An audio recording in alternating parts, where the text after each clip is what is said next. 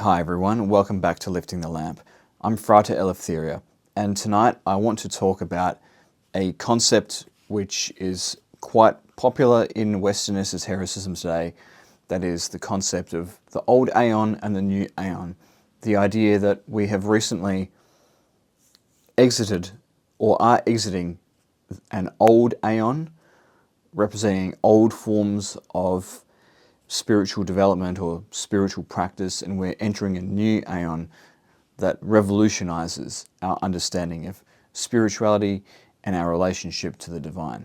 I'll be breaking down what an aeon is, what it means to move from an old aeon into the new aeon, and what the new aeon is defined as being, and whether I think there's any truth to the idea that we are entering a new aeon. Particularly in the context of Thelema, which is, where this idea is often used. And I thought it would be a good time for me to do a video like this because, things are really changing and really shifting in the world at the moment. The election result in the US shocked and astonished many people. And, even in other countries, other than the US, we were watching very closely at what was happening, and it does seem that as a result of what happened on the election day over there, we're going to be seeing some epochal-sized shifts in world history that are beginning to unfold. And I suppose, another thing that might make the idea of great changes, such as from one aeon to the next, sort of being on people's minds, might be thinking about some of the astrological phenomena that are going on at the moment. We've got a really powerful full moon coming up a few days from when I'm filming this, or maybe just one day. And there's also Pluto entering Aquarius after being in Capricorn for 15 years, and the way that's really going to change the lives of people with a fixed sign sun placement, such as myself. So very interesting to see what the implications of that are. And perhaps connected to this, I'm going through a very serious initiation at the moment on my own spiritual path. And it's been really transforming me on a personal level.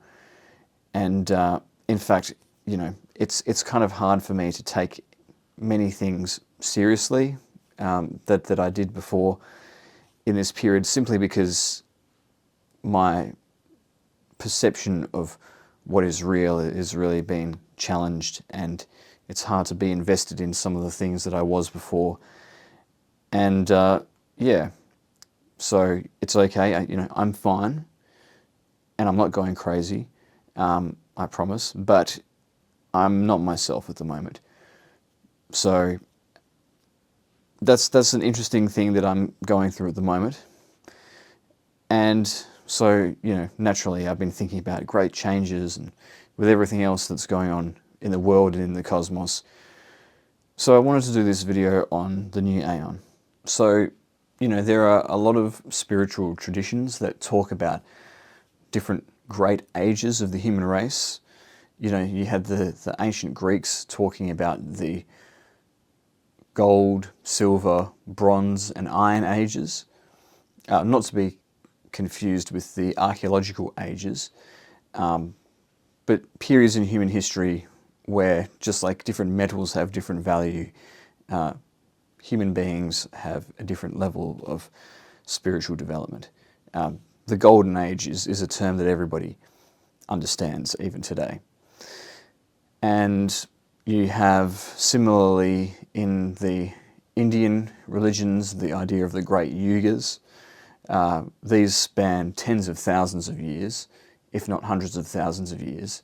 But there's sort of mini yugas within each yuga.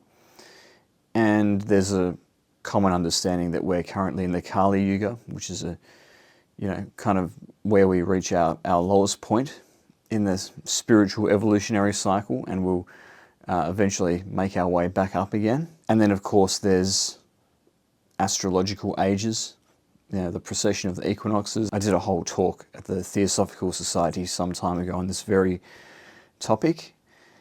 So the idea that there are great spiritual ages that divide up human history and that we might enter one and exit another is certainly not a new idea.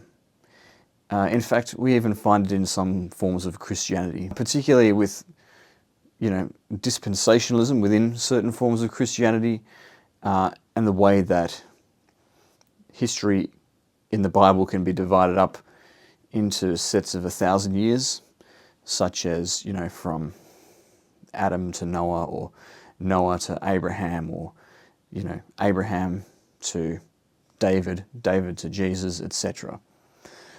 And, 1,000 years each, give or take.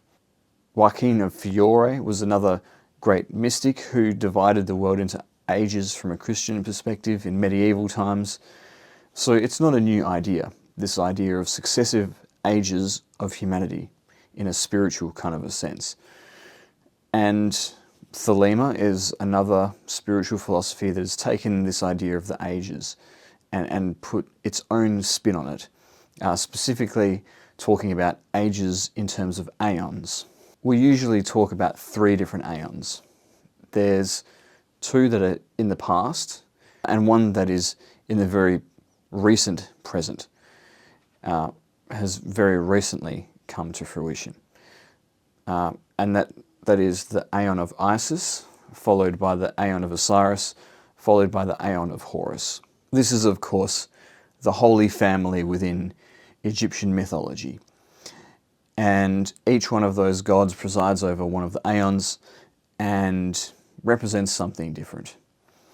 So the Aeon of Isis is regarded as kind of like the matriarchal age, where the goddess was worshipped, where nature was worshipped, as embodied in the divine feminine.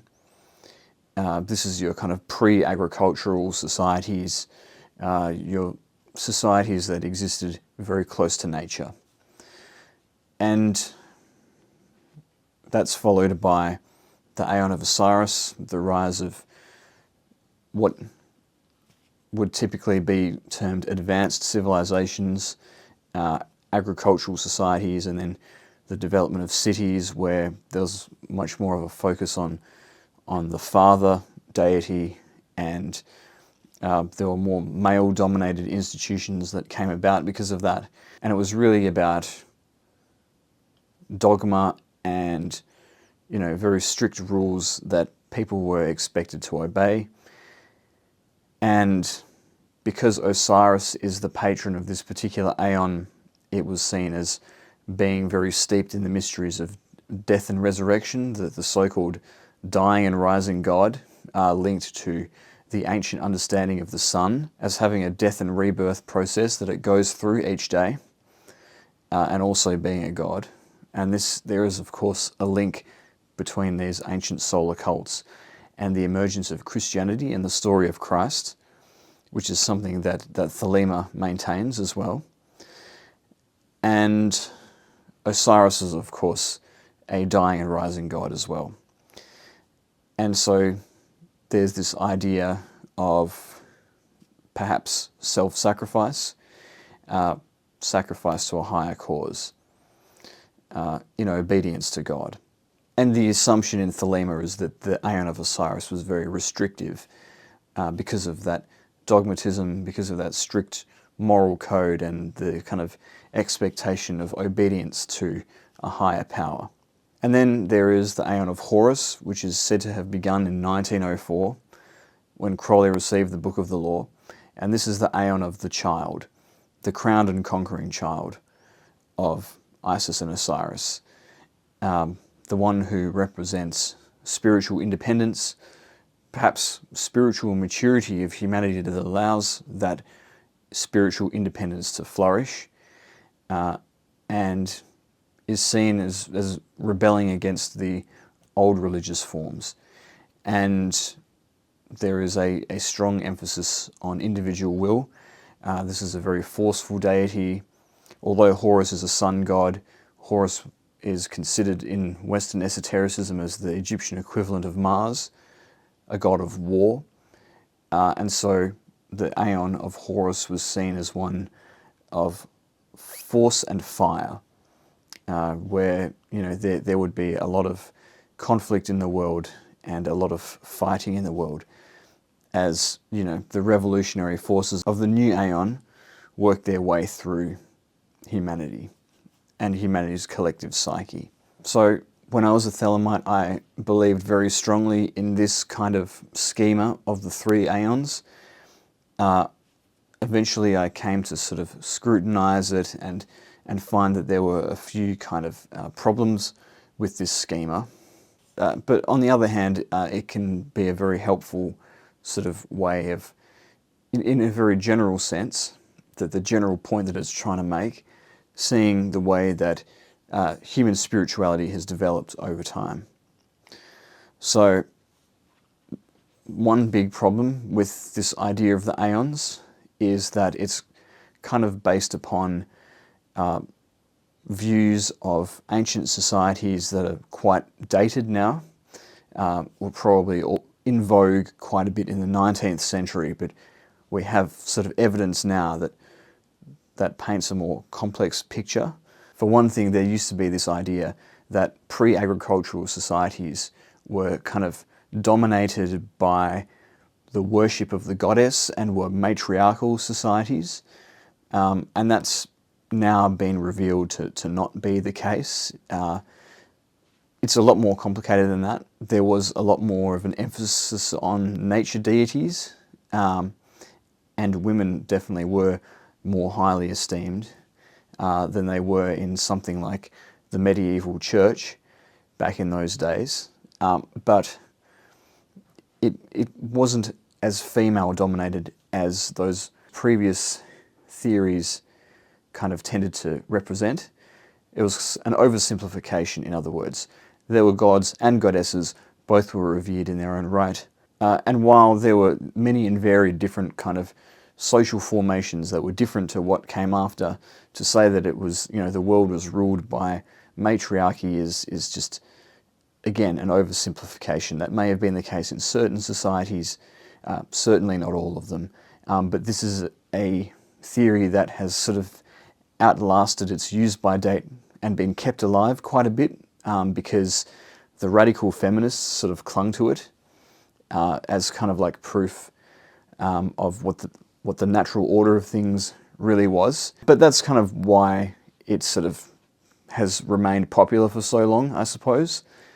And also, obviously, it's a simplification to say that the period in history, since we developed agriculture, was a patriarchal one, because, obviously there were powerful women throughout the ancient world, and there were gods and goddesses in the ancient pantheons. And while it's true that in monotheism there is, only a male deity, for all intents and purposes, it's not so much that the female deities were removed on purpose, but just that any other god besides Yahweh was removed, because there was only one representation of God, and it happened to be male.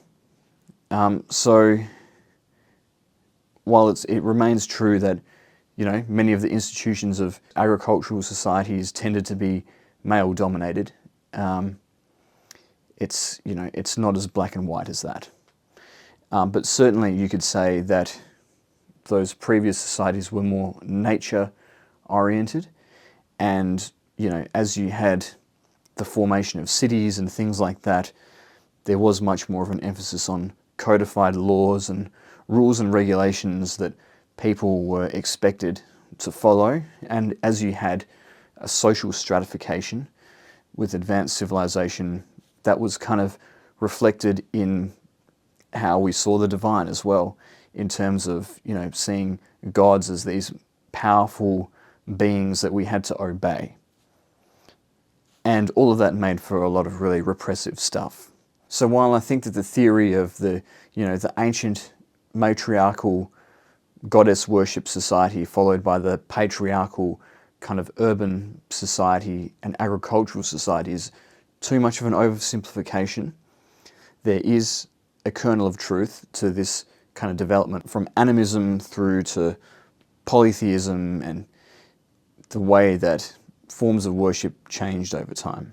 And similarly, I think that there is something to be said for the idea of what the new Aeon is supposed to represent in terms of humanity gaining some spiritual independence from the old religious forms of the past. And this is echoed in all of the predictions about the Age of Aquarius and what that represents. And we can already see it in contemporary times. You've got a lot more people saying they're spiritual but not religious, a lot more knowledge at our fingertips, people being able to create their own sort of unique belief system, or just kind of practice their own unique spirituality without being kind of told what to do by a religious institution. And that's becoming much more commonplace, and it's making for a lot more innovation in terms of how we understand religion and spirituality. However, I don't think that all of the predictions about the Aeon of Horus are necessarily true if the Aeon of Horus is considered to be something that is a long-term period in human history, going for some hundreds or thousands of years. And my reason for saying that is because of this idea that the Aeon of Horus will be a time of force and fire, of swords and spears, of constant war and revolution and all of that sort of a thing. I think that in Crowley's own time, it was certainly true that in 1904, the next few decades could be expected to reflect that reality. But I certainly don't think if you look at time, on a longer time scale, that is necessarily the spirit of the age. In fact, there's a book by Steven Pinker called The Better Angels of Our Nature, which actually shows the opposite is the case. That this period that we're living in right now is actually the most peaceful era ever in human history. And you might be skeptical about that, seeing the state of the world on the news and on social media. And a lot of that is to do with the fact that the media is very fear-based and wants to constantly trigger a state of fear in people and panic and make people feel like everything is really bad and they have to be afraid. But in reality, if you look at the statistics, at least in terms of per capita of a population, then the number of people who have lost their lives in wars has been going down. Over the decades, crime rates have been going down. But these long-term trends, there might be temporary spikes in the amount of violence or conflict there is in the world, but the long-term trajectory is towards greater peace in the world. And this is much more in keeping with the predictions made for the Age of Aquarius, and in keeping, funnily enough, with what the Jewish tradition says about the Messianic age and what we can expect from that. So it's quite the opposite of this view of constant warfare and chaos and constant conflict that is the Aeon of Horus. And Crowley himself seemed to be quite aware of the discrepancy between what the Book of the Law said that the new Aeon was all about and what astrology said about what we can expect in the coming age, the Age of Aquarius. And the way that he explained this was by saying that every age, every sign has its polarity. So, the Age of Aquarius would also have some energy of Leo embodied in it as well. And that was kind of like the force of the new Aeon, was that kind of that energy of that fiery energy of Leo. But the Aquarian energy still is the dominant energy in that astrological schema. There's no way of getting around it. But another way to look at this is that, and this has been suggested by other magicians who have spoken about the aeons, is that it's not necessarily the case that an aeon will last for a specific amount of time. You know, we assume that, you know, the Aeon of Horus will last for 2,000 years or something when we first read about the concept. And Crowley, at least in his earlier writings, seemed to be under that impression and spoke about, you know, in 1,000 years we'll have Crowleyanity and all that sort of thing. But if an aeon is a period of time in which a particular spiritual force is dominant, who's to say how long that time period is, or even if every time period is the same length of time? You know, if you're talking about something like the astrological ages, you know, the way that the ancients divided up the astrological ages was, you know, very neat 2,160 year-long periods for each sign. But if you actually look at the constellations of the zodiac in the night sky, at least the modern boundaries of those signs are very irregular, and some signs span more of the night sky than others. And perhaps this modern realization got some occultists of the 20th century thinking about whether the aeons were the same. And, you know, in the most radical sense, you have people like Frate Akkad, who suggested that the Aeon of Horus only lasted a few decades, and that the next aeon after that, the Aeon of Mart, had already begun by, you know, the 40s. And so, you know, that was the thing that Frate Akkad was saying that he was bringing in, the Aeon of Mart, the goddess of justice. And, you know, who's to say? I mean, the idea of an aeon, the very nature of the word, the fact that it's different to the word age, gives us some hint about the concept. It's not just referring to a fixed period of time per se, but it's talking about a sphere of influence of a particular cosmic entity, of a particular cosmic archetype. You think of the Gnostic aeons. These were not periods of time, but they were actually, you know, different levels of the heavens, each one a domain of a different angel, and those were the aeons. And so similarly, you know, the Aeon of Osiris is every sort of time and place where Osiris had the dominant influence. And so it is with the Aeon of Horus and the Aeon of Isis. And perhaps Horus's influence was only limited to those few decades in time. I certainly think there's a good case to be made for that reading of the Aeon of Horus, that interpretation of it. Although I think the spirit of independence and of seeing humanity as the kind of the important thing in human spirituality is a theme that will continue for many hundreds of years, and that is also seen as a feature of the Aeon of Horus. But there's another way that I've come to think about the aeons in a Thelemic context, which probably differs from a lot of people in Thelema, and that is there's kind of an assumption that, you know, with the end of one aeon and the arrival of another, the old ways will be completely destroyed and then completely replaced by something new. And there's an expectation that this process will repeat again with the transition from the Aeon of Osiris to the Aeon of Horus. And so the implication is that, you know, anything Christian or anything from the other major religions will eventually just have to go, and it'll all be, you know, the crowned and conquering child. But I think that that's not the way that the transition from one spiritual age of humanity to the next really plays out in practice. As I've kind of studied this topic of the great ages of humanity, one thing that I've come to realize is that it's much more like building a new layer upon the old layers that went before.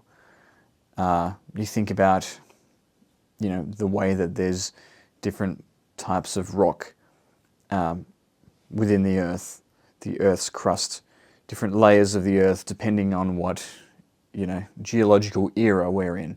When a new layer of rocks forms on top of the others, it doesn't crush all the others into dust and completely replace them, because then, the ground would be unstable and the whole surface of the Earth would fall in on itself. Those older layers of sediment, they become buried beneath the new, but they still provide the foundation on which the new rests.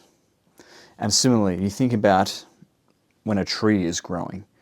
If you cut a tree down that has been standing for 100 years and you look at the tree trunk, what you'll see is rings of concentric circles, one after the other. And so, when a new layer of the tree grows, it doesn't parasitize off the inside of the tree and hollow out the tree, because then it undermines its own life force, the source of life for itself. But it does create a new layer on the outside, which is what everybody sees of the tree, while honouring and protecting the layers within that went before it. And so I think it has to be the same with our understanding of the great ages of humanity. But I guess another thing that has challenged my assumptions about the old Aeon, the new Aeon, and whether and to what extent the transition from the old to the new is a good thing, is just the way the world has changed over the past 20 years. So within Thelema, there's this kind of narrative that is set up that you've got the forces of tyranny and oppression as embodied by the religions of the old Aeon, chief amongst them Christianity. And then the forces that are coming in to challenge and overthrow those belief systems of the old Aeon, they are the ones who are the great warriors against tyranny and oppression.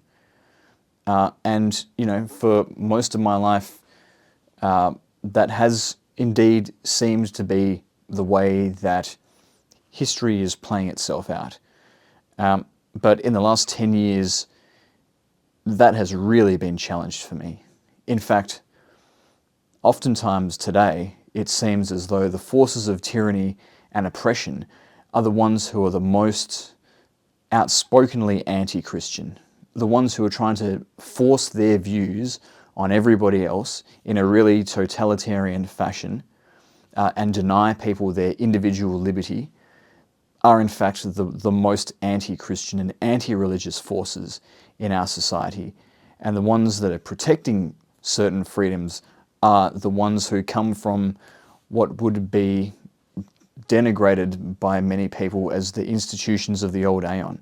So for that reason, I don't think it is as simple or as straightforward as institutions of the old Aeon equal oppression, those that challenge those institutions or beliefs represent freedom, or truth even.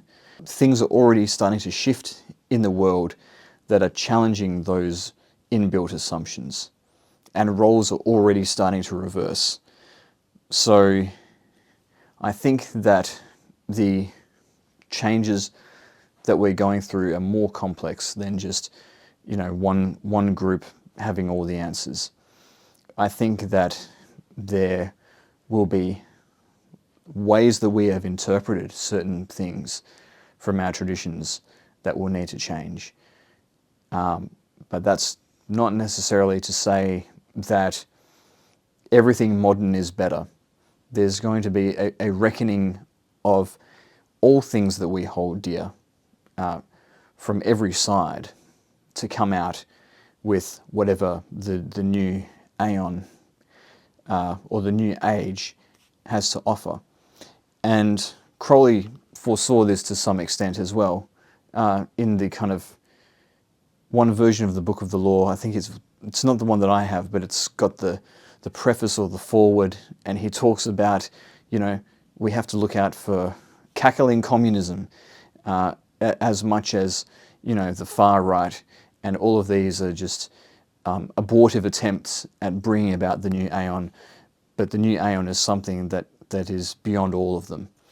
And so I think that is something to keep in mind when we think about what does the future look like, and what kind of ways of seeing the world does the future belong to. And I think the signs are pretty clear, whether it's in the form of, you know, the Mayan calendar and the fact that that has recently, well, not recently, in 2012 came to an end. It's now 12 years ago. Who'd have thought it? Anyway, or whether you think about it in terms of the astrological ages, or the kind of the great yugas of the Vedic religions, and the kind of mini yugas within each yuga, or whether you think about it in terms of Bible prophecy and the fact that we appear to be living in the end times now based on all the signs, or whether you're a Thelemite and you believe in the concept of the Aeons. Whatever your concept of understanding this great spiritual transition to a new epoch for humanity, I think we need to be mature enough to understand that it's not going to be a complete destruction of all of the traditions that went before. It will be a development of them, you know, for new times, but we must also bring the past with us and not completely abandon it. You know, it's about transformation rather than destruction of the old. And so I suppose that is the thing that I've come to realize about this time of great upheavals that we're living in as we transition from the old to the new. And I've come to realize as well that those who are hell-bent on destroying the old are some of the most wicked people on earth, and not the sort of people that you want in power. And if they ever did gain enough power, they would need to be resisted to the last. You know, so I much more like the idea of preserving the things that are good from the past, and then the things that don't really serve us anymore. How can we find a way of doing things better without abandoning the good stuff that we already have? So that's kind of where I think we need to go as a species, navigating this great change. It's going to be the only way that we can do that without kind of lapsing into the negative patterns that have kind of caused all of the problems of the old ways of doing things in the first place. Just repeating the same cycle instead of evolving to some higher way of dealing with each other. So I think that is the way that we should think about this concept of the Aeons, in my opinion. So by all means, let's have more of a focus on humanity and humanity being raised up spiritually. Let's have a focus on our own spiritual maturity and our ability to find the truth for ourselves without having somebody tell us what to do or what the truth is. But, you know, we don't have to have all of the conflict and the negativity that goes with that. There is a more positive way that change can occur. And I suppose that is what I look forward to as the path that we choose as we shift from one aeon to the next, or one age to the next, whatever you choose to believe. So I hope you enjoyed this video. I hope my views on this topic have added a different perspective for you. If you liked the video, please hit like down below. Leave any comments that you have as well. Subscribe to this channel to support my work. And if you want to support me further, hit the join or thanks buttons down below as well. But thank you again for listening, and I'll see you next time.